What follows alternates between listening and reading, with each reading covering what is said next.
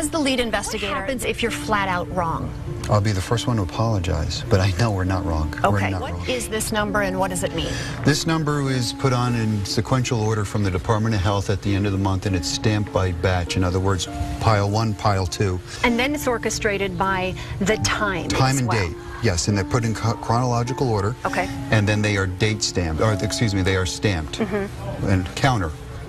Now the problem here is this is 10641. Right. It's out of order. How? Well, he was actually born before 2 twins were born who have a lower number than him. His number should have been lower. I want to take you to some other numbers here. These are pencil numbers. Yes. This is it looks like a 2, a 9, a 9, a 1. Right. What does the 9 mean? The 9 and the 9 and the 1 caught our attention because on the twins' birth certificate, they're 1, 1, and 1. We've found out and discovered through our investigation that number 9s indicate information was not stated.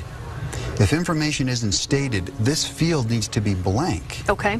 So does this field needs to be blank. This, however, is not a 9 for the federal code. It's actually for their state code. Number 9, not stated. So 2 other factors that you found that I thought were fairly interesting from this procedure and policy that happened at that time in Hawaii.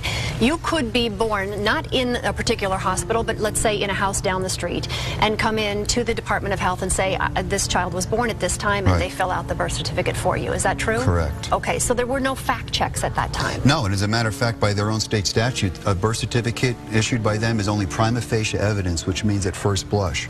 But the definition of prima facie evidence is requires more investigation to check its validity. What are you saying? We're saying that this document that was produced by somebody, and the Department of Health says they didn't produce it, has faked this document. You cannot, by statute, create a state identificational document like a birth certificate, be anybody else in the state issuing it by having legal authority to do so, and just parade it around. That's a felony. Do you see this heading to court?